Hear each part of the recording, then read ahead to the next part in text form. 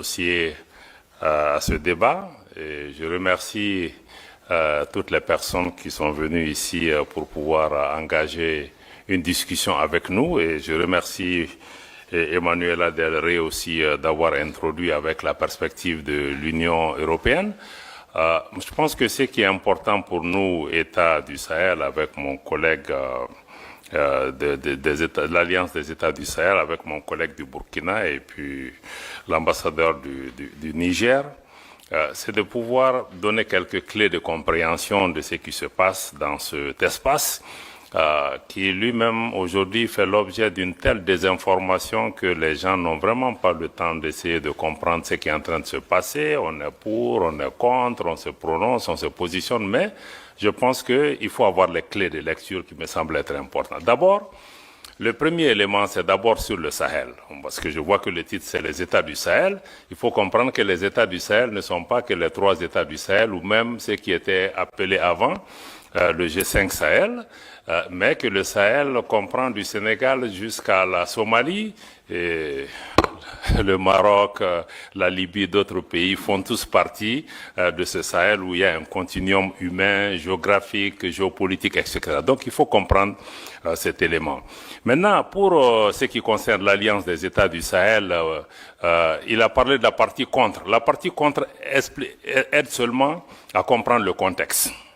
Le Mali, le Burkina, le Niger sont tous des pays en transition. C'est des pays qui ont eu aussi un différend très profond avec le reste des pays de la CEDEAO pour comprendre le sens de ce qui est en train de se passer dans nos États, qui est une crise très profonde, qui dépasse juste le label de coup d'État, parce que si on prend le Mali, le Burkina, aujourd'hui, ce sont des pays qui avaient perdu entre 40 et 60% de leur territoire dû à l'insécurité, au terrorisme, à l'intervention de l'OTAN en Libye qui a déstructuré et déstabilisé toute la région. Et ce matin, dans le panel sur la démocratie, on est revenu encore dessus pour dire que oui, mais tout le monde veut la démocratie, c'est une valeur universelle, mais la démocratie ne peut exister que dans un État. Et nous, on n'avait pas d'État. On est en train de construire des États. Et nos interlocuteurs sont en train de préparer des élections. Donc on ne peut pas se comprendre. Donc je pense que ça nous a amené dans un différend extrêmement profond avec le reste de la région. Et des sanctions ont été imposées à nos pays. Ce qui me semble aussi normal, il ne faut pas qu'on pense que ce n'est pas normal. La CEDEAO a ses règles, nous en étions membres, nous avons accepté ces règles, mais la plupart de ces règles, c'est la suspension de nos organisations quand il y a des changements dits anticonstitutionnels. Mais il y a eu des sanctions économiques et financières qui ont été imposées à ces pays sans aucune base légale.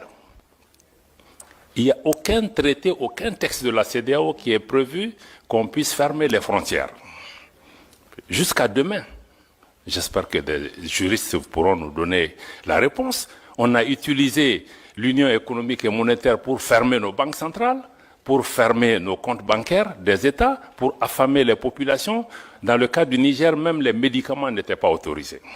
Pourtant, l'article 4 du statut de la Banque centrale indique que la banque ne peut recevoir d'injonction d'aucun autre organe, fût-il l'organe des chefs d'État. Mais ça a été fait. Bon, je pense que ça a été des erreurs qui ont, de mon point de vue, touché à l'ADN même de l'organisation. Parce qu'une organisation qui est faite pour intégrer, si elle commence à désintégrer, elle attaque son ADN. Et ça crée un fossé entre nous. On a essayé d'expliquer à nos amis de la CEDEAO, la suspension ne veut pas dire ostracisme et exclusion. Je suis heureux que ma sœur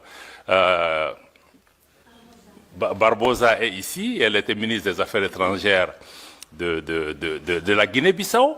La dernière discussion qu'on a eue avec la CEDEAO, c'était justement à Addis Abeba, si je ne me trompe pas, en janvier ou février 2023. On a eu un échange avec elle. Elle était présidente du Conseil des ministres de la CEDEAO. On dit, si vous ne faites pas attention avec la politique des sanctions, on va aller vers une cassure. Parce que même si on est suspendu, il y a un minimum d'engagement. On dit, il faut là que l'engagement reste sur 3 questions. 1. Si vous discutez des questions qui touchent à nos pays, appelez-nous au moins pour 15 minutes. Écoutez-nous, on quitte la salle. 2. Si vous discutez des questions de sécurité, ça ne peut pas se faire sans le Mali, sans le Burkina. À l'époque, on était 3, ministre des Affaires étrangères, le Burkina, le Mali et la Guinée à l'époque. Et le 3e élément, on a dit, s'il y a des questions humanitaires, ça peut pas sans nous. Et on nous a dit, mais pourquoi on a demandé ça? On a même accru les sanctions, on a ajouté les ministres des Affaires étrangères et même les chefs d'État. Ça nous a mené à la cassure. Et à partir de ce moment, nous, on a dit, bon, puisque nos chefs d'État sont sanctionnés, les ministres des Affaires étrangères sont sanctionnés, vous avez fermé la porte du dialogue. Donc vous n'allez plus pouvoir aussi venir dans nos pays, sinon on ne peut pas aller chez vous.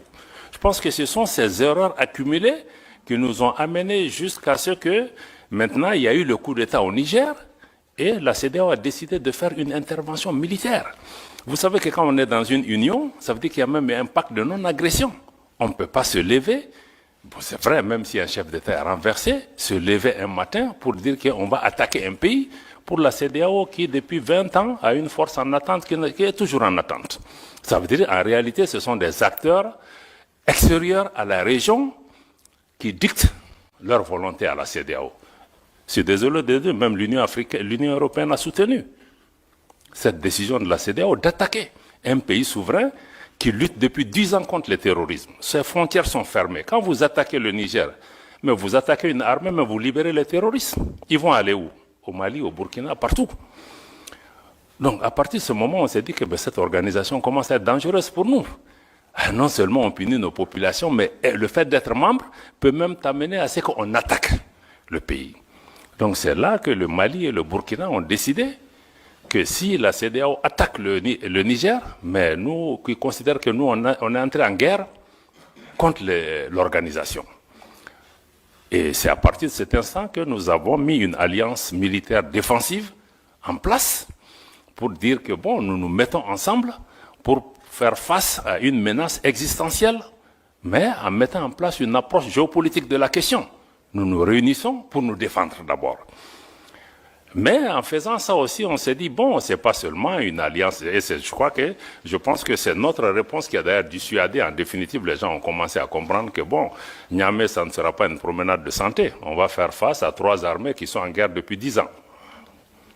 Bon, donc, je pense que ça nous a amené à ça, et on s'est dit, bon, on va aller au-delà de l'alliance militaire pour créer, le 16 septembre 2023, donc on a créé l'alliance des États du Sahel sur la base de la charte du Liptako-Gourma.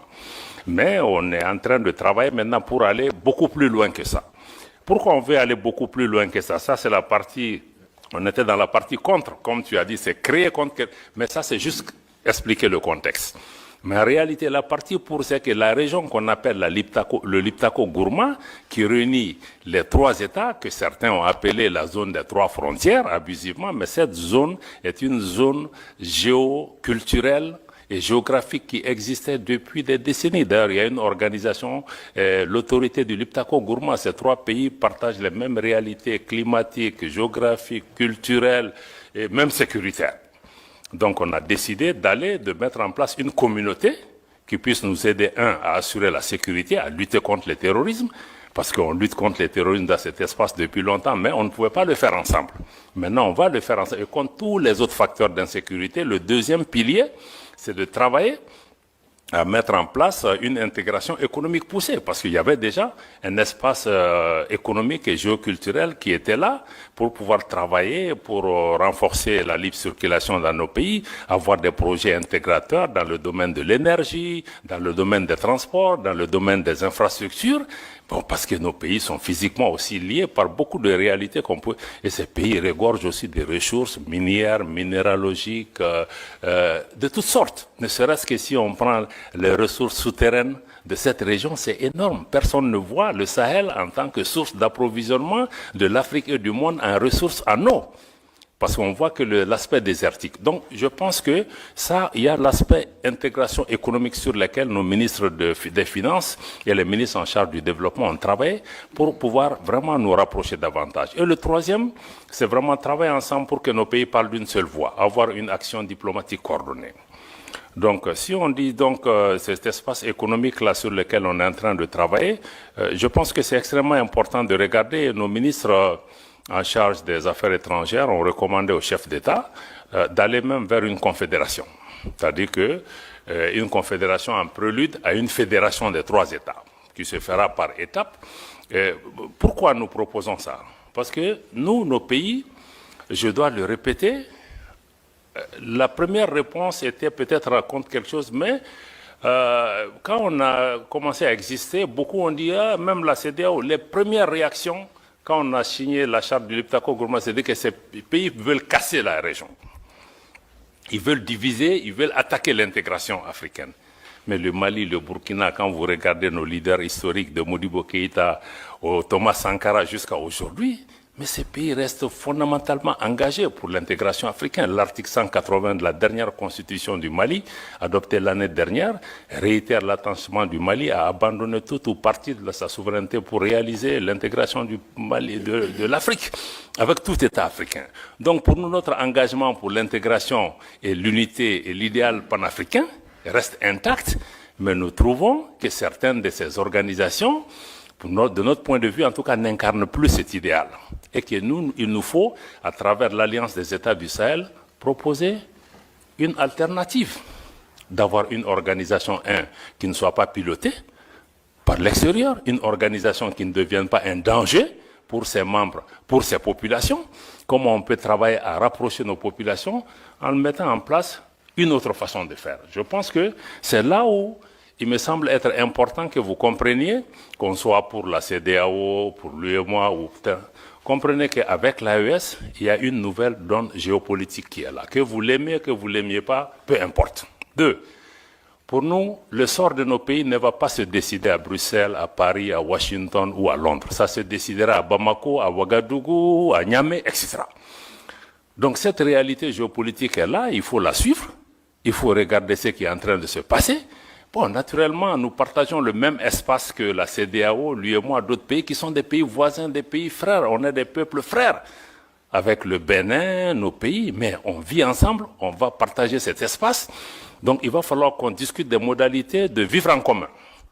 Et je pense qu'il faut le dialogue. Je pense qu'Emmanuel a insisté sur ça. Il faut le dialogue. À mon avis, le dialogue est important. C'est ce que nous-mêmes nous avions demandé avant d'être sanctionnés. Donc on ne peut pas être... On est ici... C'est la première sortie pour nous, États membres de l'AES, en dehors de l'Afrique. Donc ça veut dire que nous sommes prêts, sinon on aurait pu vous dire que venez parler en Afrique avec nous.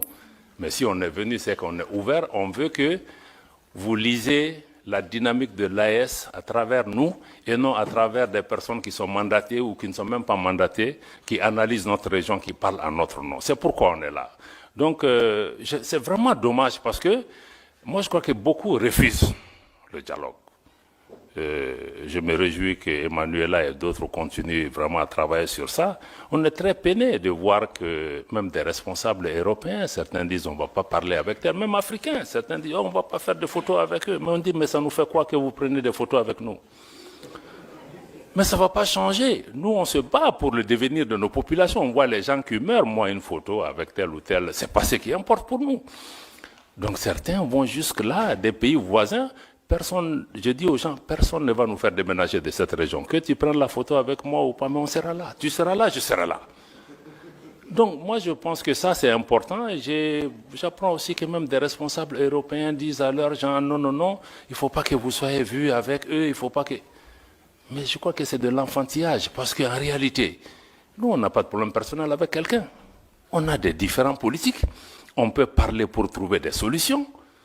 Mais vraiment, nous, on n'a pas... Je pense qu'il faut que nos dirigeants s'élèvent à la hauteur de leurs tâches et de leur mission et non être dans des épiphénomènes de faire des photos ou de gérer des mains des gens. Moi, si c'est l'intérêt du pays, même avec le diable, je vais dealer. Voilà, donc quand c'est nécessaire. Donc je pense que ça me semble être... ça me semble être important. Voilà, donc du point de vue de l'AES, je vois que c'est ce qu'il faut que vous compreniez. Il y a une dynamique qui est en cours. La CEDEAO va continuer son parcours. On va se parler. On va identifier des moyens de coexistence pacifique. Surtout, ce qui est important, c'est comment travailler pour pouvoir préserver l'intérêt de nos populations qui vivent dans ce pays. Des pays qui ont toujours été fraternels. Je vous dis que nos populations sont en avance sur nous. Tous les problèmes que vous voyez dans la région, c'est entre les dirigeants. Hein? Ce n'est pas entre les peuples. Moi, je vais dans tous ces pays où les dirigeants ne veulent pas nous parler, mais les peuples sont chaleureux avec nous. Donc les populations n'ont pas de problème, il faut que les dirigeants suivent leur population. Voilà, donc pour moi vraiment c'est ça, je vais peut-être laisser le reste pour qu'on vienne vraiment à des questions majeures, mais aujourd'hui l'AES se bat pour ça, pour une gouvernance améliorée, une gouvernance qui réponde aux préoccupations de nos populations. Préoccupation numéro 1, sécuritaire. Sécuritaire pour reprendre en main nos États. Et ensuite, créer des modèles de gouvernance qui peuvent... Deux, mais il faut une économie, il faut une transformation structurelle de nos économies pour que nos économies profitent à nos populations. Parce que toutes ces richesses qui sont là, nous, au État de l'AES, nous voulons désormais discuter différemment avec ces États, parce que les anciennes puissances coloniales ou d'autres, il y avait des donnes qui étaient là. Nous, on n'est plus dans ça. On veut rabattre les cartes pour regarder. On veut naturellement que les partenaires qui viennent gagnent, mais qu'en priorité, nos populations gagnent. Et on sait que les ressources sur lesquelles on est assise nous permettent de discuter d'abord pour que ça bénéficie à nos populations. Si d'autres partenaires en bénéficient aussi, c'est tant mieux. Donc nous sommes dans cette ouverture, réaffirmer notre souveraineté, y compris la souveraineté économique, le contrôle de nos matières premières, qu'on puisse discuter les choses par rapport à ça. Et sur le plan global, nous voulons travailler au niveau pour un monde multipolaire. Un monde où ce n'est pas un club de 2, 3, 4 pays qui contrôlent le monde, mais que les forces politiques, économiques, sociales qui sont apparues dans le monde, que chaque voix compte, qu'il y ait plus d'équité, que la politique de 2 poids, 2 mesures, ça cesse. Qu'on cesse aussi d'instrumentaliser les Africains les uns contre les autres, parce que moi je trouve que même notre différend avec la CEDEAO, c'est d'autres qui nous distraient. On n'en a pas besoin. Donc je vais vraiment attendre les questions pour pouvoir vous revenir, pour dire qu'encore une fois, si l'AES a été créé dans un contexte pour réagir à quelque chose, aujourd'hui nous sommes dans une dynamique de construction d'une intégration régionale, d'une autre approche à cette intégration régionale, une intégration qui, de notre point de vue, doit être une véritable intégration des peuples et non une intégration d'État ou de chefs d'État. Voilà, c'est vraiment la dynamique que nous partageons avec le Burkina et le Niger. Et aujourd'hui, sur le plan de la sécurité, nous travaillons, il y a des résultats probants sur le terrain. Le Mali, aujourd'hui, après 10 ans de présence étrangère, a aujourd'hui le contrôle de l'ensemble de son territoire national. Et la reprise de Kidal, il y a quelques mois, est un exemple concret. Et il y a beaucoup de Kidal qui vont se passer aussi sur le terrain, dans notre espace. Nous souhaitons que vous soyez des observateurs objectifs avisés et que vous regardez comment vous engagez avec cet espace, mais avec ou sans vous, nous allons avancer. Il faut que les gens aussi comprennent ça. Si les Européens ne sont pas là, les Chinois seront là, les Russes seront là, les Australiens seront là. Donc aujourd'hui, là, on n'est marié à personne. Voilà. Je m'arrête là. Merci.